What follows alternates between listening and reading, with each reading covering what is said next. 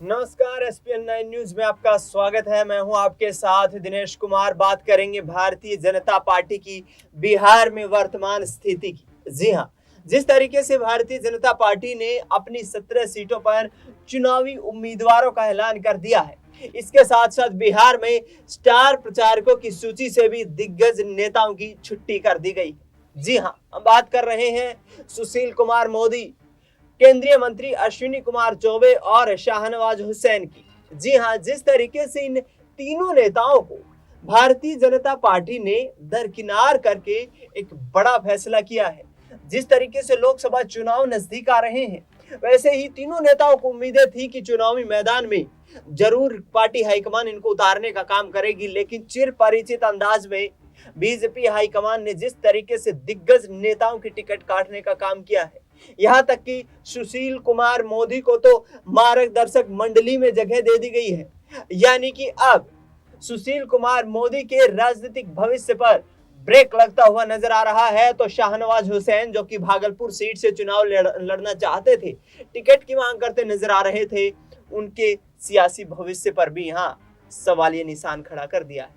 अश्विनी कुमार चौबे, जिनको टिकट ना देकर के भारतीय जनता पार्टी हाईकमान ने यह संदेश दे दिया है कि अब राजनीतिक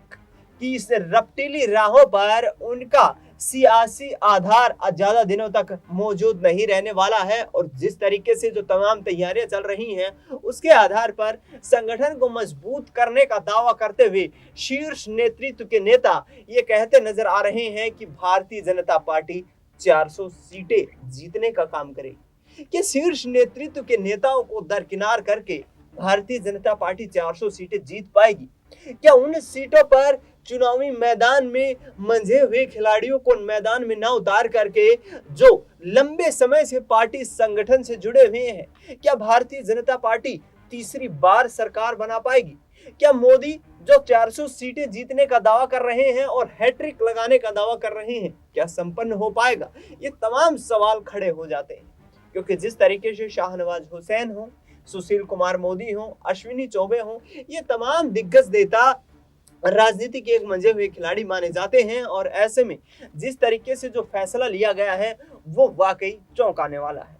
लेकिन आपको जिस तरीके से पिछले दिनों देखने को मिला कि बिहार में जेडीयू और भारतीय जनता पार्टी ने मिलकर के सरकार बनाई है, सरकार बनाने के साथ साथ आरजेडी को सत्ता से बेदखल होना पड़ा। उधर आरजेडी तमाम आरोप लगाती हुई नजर आ रही है नीतीश कुमार और भारतीय जनता पार्टी पर, लेकिन सम्राट चौधरी 400 सीटों को लेकर किस तरीके से हुंकार भरते नजर आ रहे हैं। सर एनडीए की सीट शेयरिंग हो गई है, लेकिन महागठबंधन की अभी तक नहीं हुई है सीट शेयरिंग।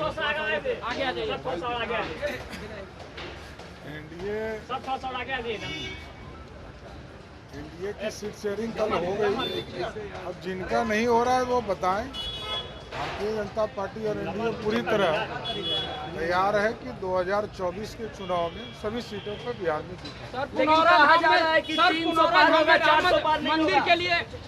तो आपने सम्राट चौधरी को सुना है, जो 400 सीटों का दावा करते हुए नजर आ रहे हैं। उनका साफ तौर पर कहना है कि बिहार में 2019 के आंकड़े दोबारा से दोहराए जाएंगे, यानी कि जो 39 सीटें बिहार में भारतीय जनता पार्टी ने एनडीए गठबंधन के जरिए जीतने का काम किया था, उन सीटों पर फिर से उनका दबदबा देखने को मिलेगा। इसी के साथ आपको बता दें कि पशुपति पारस और मुकेश सहनी को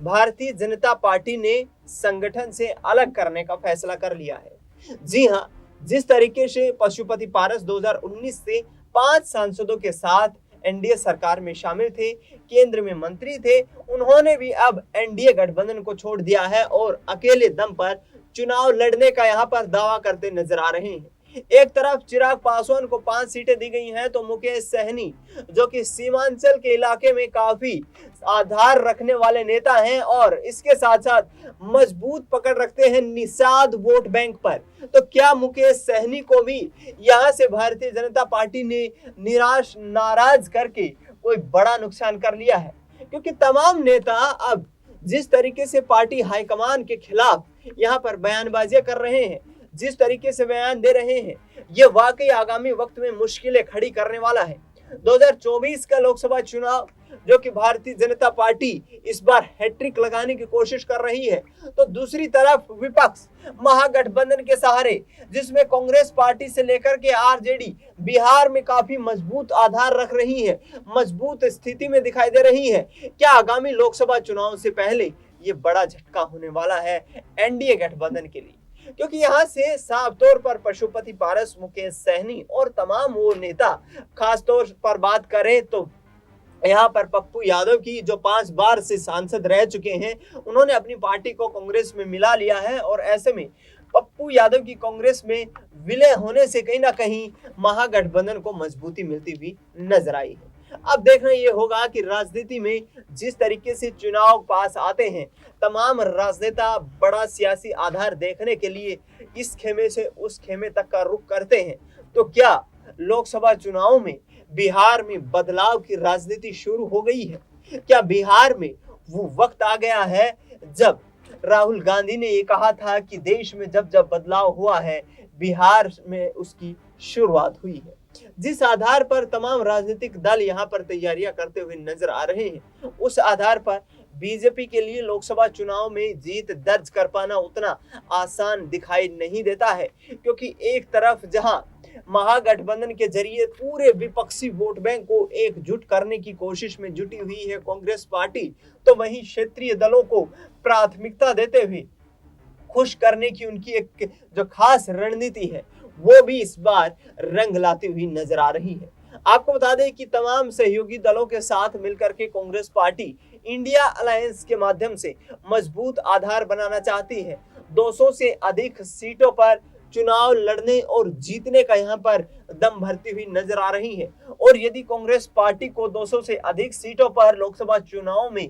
जीत मिलती है, तो ये वाकई में एक बड़ा झटका हो सकता है भारतीय जनता पार्टी और एनडीए गठबंधन के लिए, क्योंकि 400 पार का नारा दे रही यहाँ पर भारतीय जनता पार्टी मझधार में फंसती हुई नजर आ सकती है, और लोकसभा चुनाव से पहले जो सियासी समीकरण बने हैं, उनमें कहीं ना कहीं उनको झटका लगता हुआ नजर आ सकता है। फिलहाल बिहार की राजनीति को लेकर के पशुपति पारस, शाहनवाज हुसैन और मुकेश सहनी का जो फैसला रहने वाला है, उसको लेकर के आपकी क्या राय, प्रतिक्रिया है, कमेंट बॉक्स में जरूर बताएं। देश दुनिया की तमाम बड़ी खबरों के लिए आप देखते रहिए SPN9 न्यूज।